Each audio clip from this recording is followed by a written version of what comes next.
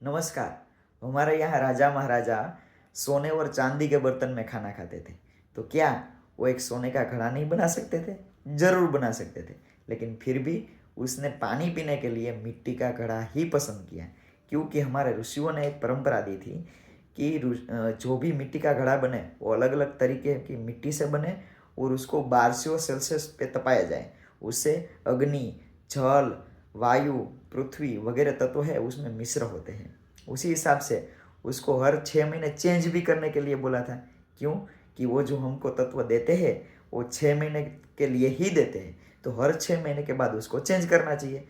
तो उस हिसाब से उसने होली पर और गणेश चतुर्थी पर 2 जगह पे उसको चेंज करने के लिए बोला है।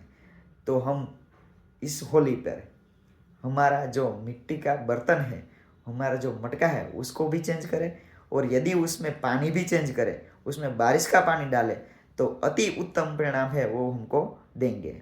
नमस्कार।